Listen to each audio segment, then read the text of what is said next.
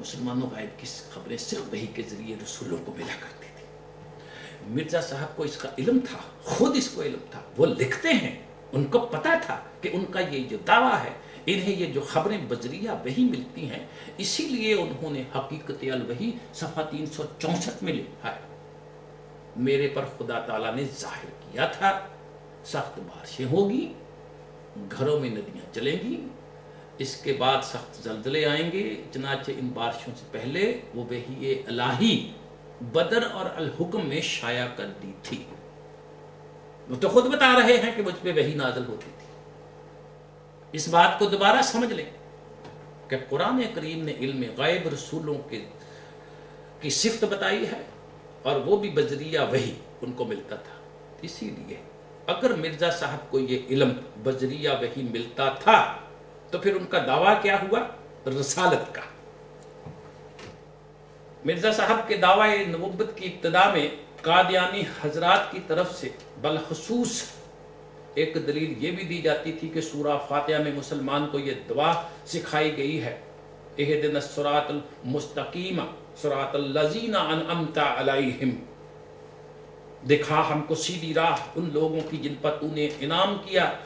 कहते हैं सूरा निसा में उन लोगों का नाम भी खुदा ने बता दिया, और जो खुदा और रसूल की इताअत करता है तो ये लोग उनके साथी होंगे जिन पर अल्लाह ने इनाम किया, अंबिया, सद्दीक, सालहीन, शुहदा।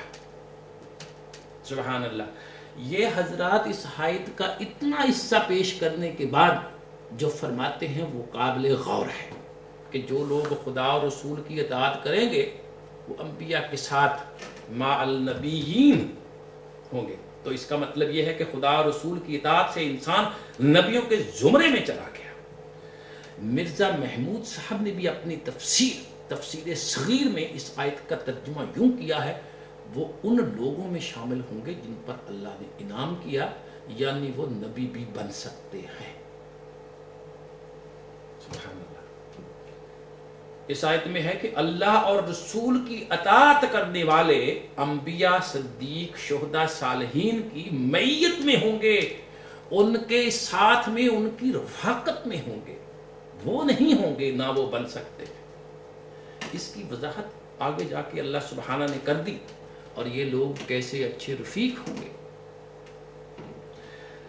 रफाकत में होना और उस जैसा होना, मुसलमानों, ये ज़मीन आसमान का फ़र्क है। अब मैं ये मिसाल नहीं देना चाहता कि कोई शख्स मुझे अपने घर ले जाए और अपने घरवाली को कहे कि ये बस मेरे जैसा ही है या मैं ही हूँ, और ये ना कहे कि ये मेरा रफ़ीक है, मेरा साथी है।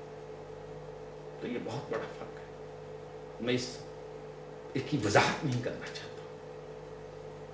अरे अंबिया की मैयत अगर साथ होने से इंसान खुद भी नबी बन जाता तो कुरान करीम सूरह फतेह आयत 29 में तो है मोहम्मद रसूलुल्लाह वल्लाजी मोहम्मद रसूलुल्लाह और जो लोग उनके साथ हैं, तो माज अल्लाह इसका मतलब ये हो गया वो सब रसूल हैं।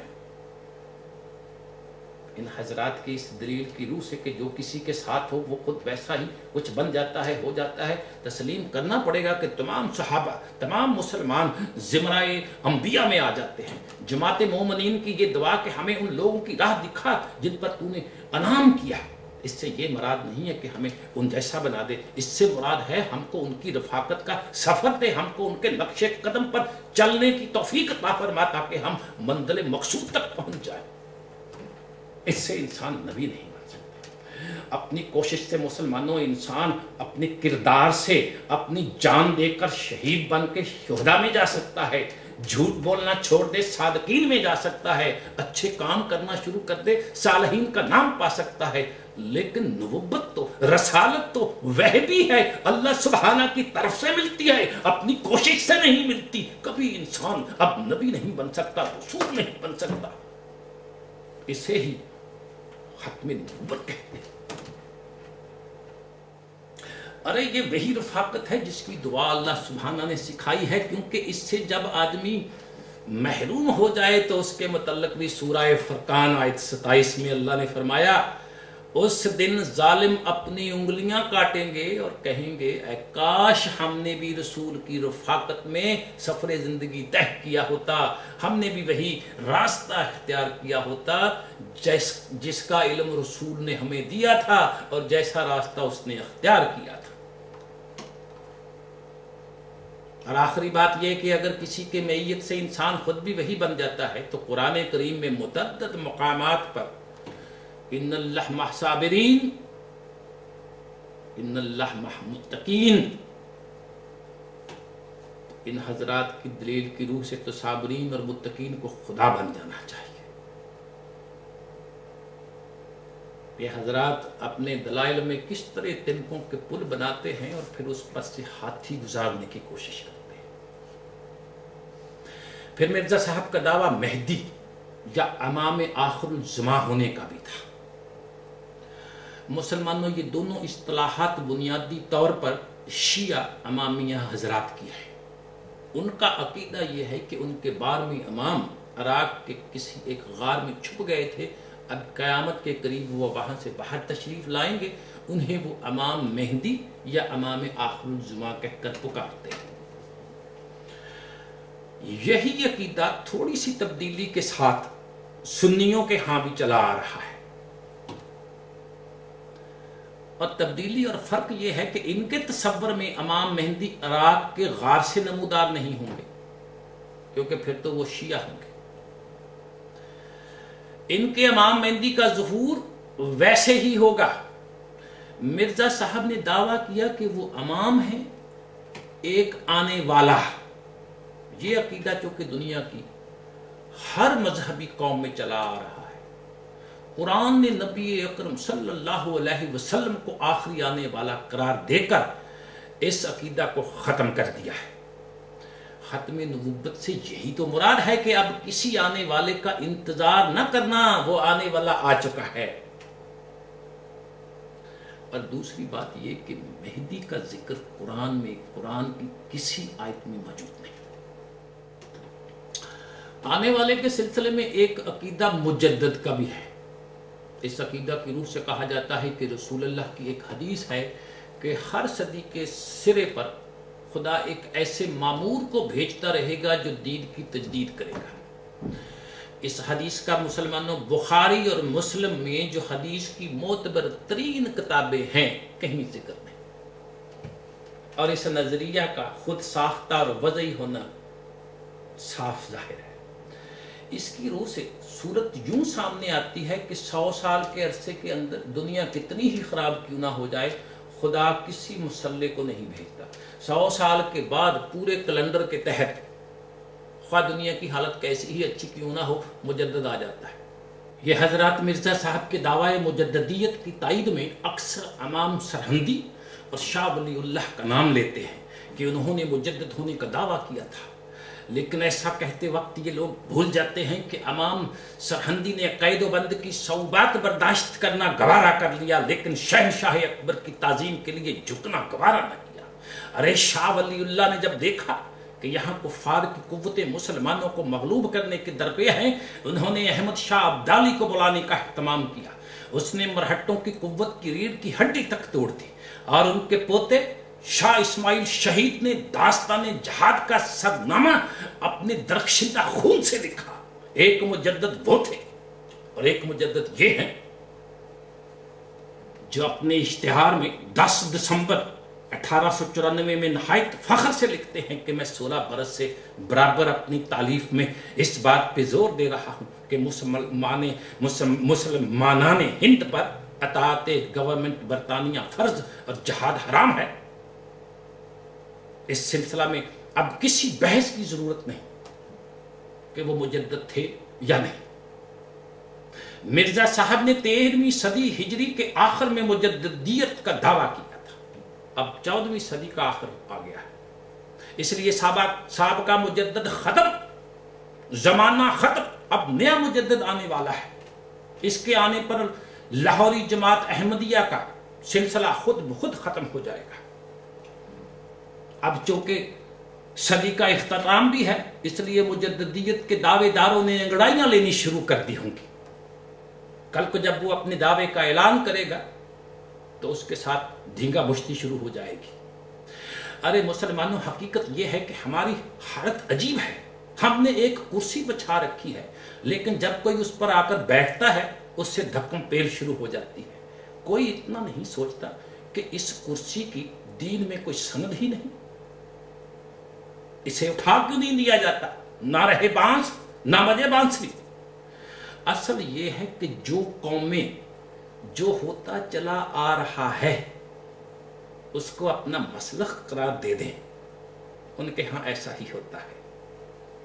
अलमाज अल्लाह, ये दीन के साथ मजाक हो रहा है।